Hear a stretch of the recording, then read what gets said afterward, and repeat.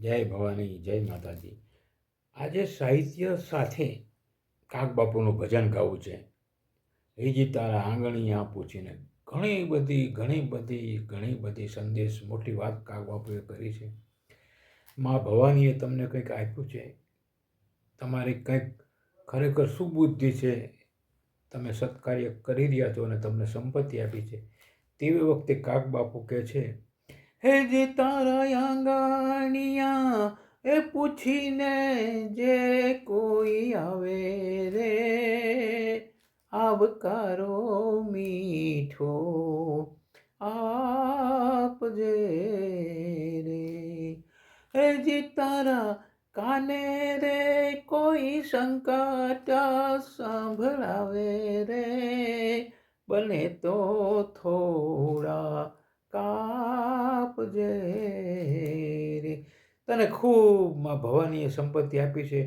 કોઈ દુખ્યો તારી પાસે આવે તો તારા કાને કોઈ સંકટ સંભળાવે તો બને એટલા એના સંકટ કાપજે. કાગબાપુ કહે છે. બીજી પંક્તિ બહુ અદ્ભુત લખી છે, સાંભળો. કેમ તમે આવ્યા છો એમ નવ કહેજે, એજી એને ધીરે ધીરે બોલવાને દેજે રે, આવકારો મીઠો આપજે રે. તારા આંગણિયામાં આવે, તારા ઘરમાં આવે એટલે આસન આપી અને મીઠો આવકારો આપીને બેસાડજે.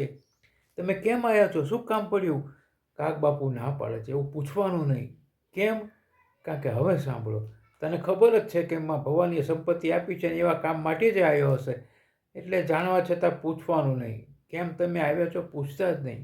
પછી કંઈક વાત કરશે, તને આવું કહીશ એટલે તે વખતે તારે શું કરવાનું?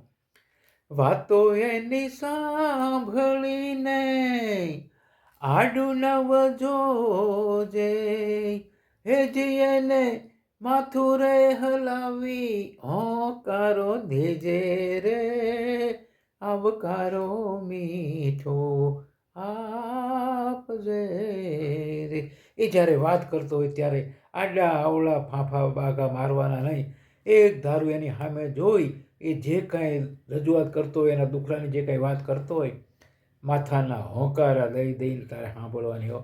અને આગળની વાત, હા કાગબાપુ અદ્ભુત કહે છે કે પછી એને કંઈ જરૂર હતી, કંઈક માગ્યું, કંઈક થયું, કામ ત્યાં કરી આપ્યું, એને આપી બી દીધું, પણ પછી એ જવાની તૈયારી કરતો હોય ત્યારે કાગબાપુ કહે છે, ઝલક આપો છો સરસ મજાની, કે તારે તને સારું કામ થઈ ગયું, ખુશ થઈ ગયા, આવજો. એવું નહીં, કાગબાપુ ના પાડે છે. તો કાગબાપુ કહે છે, આહા, કાગ કહે ને પાણી પાજે, જી જી જી જી જી જી જી જી, કાગ કાગ કાગ. કાગ કહે એને પાણી પાજે, સાથે બેસી ખાજે, એજી એને ઝાંપા સુધી મૂકવાને જાજે રે, આવકારો મીઠો આપજે રે.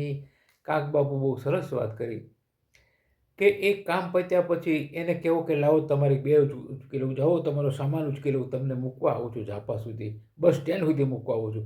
છેક ઝાંપા સુધી એને મૂકવા જજે, કાગબાપુ એમ કે. અને પછી એની બસ આવવાની વાટ હોય, કે સાધન જેમાં જવાનો હોય એ આવવાની વાર હોય, ત્યારે એની વાટ જોઈને એની ભેળું તું બેસજે, સતત એની સાથે વાતો કરજે, એને સારું લાગે એમ વર્તન કરજે.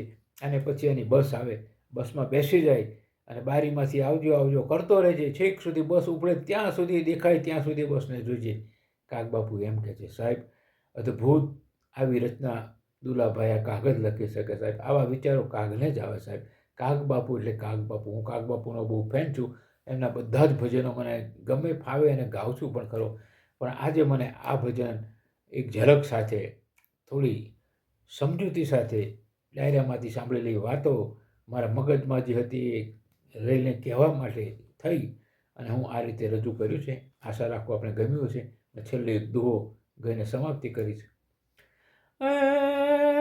કર પર પહેરે કણા, કર પર કરો ધારે નહીં, ઈ માણસ નહીં પણ મળા, સાચો યસોરઠિયો ભણે, કર ઉપર હાથ ઉપર સોના ચાંદીના કડા પહેરશે, પણ કોઈ જરૂરિયાતવાળાને આપવા માટે હાથની ઉપર હાથ ધરશે નહીં, એને દાન પુણ્ય કરશે નહીં, તો આ માણસોને માણસ નથી કહેવામાં આવતા. કાઠિયાવાડી દુહામાં આને હરતા ફરતા મળદા કહેવામાં આવે છે. કંઈક હોય કુદરતે આપ્યું હોય સંદેશ એ છે તો દાન પુણ્ય કરજો, ભૂખ્યાને ખવડાવજો, ઠંડીથી થથરજાને ઉઢાડજો, અને સાહેબ દુખિયાઓને મદદ કરી એના દુખિયા ભાંગવામાં મદદ કરજો.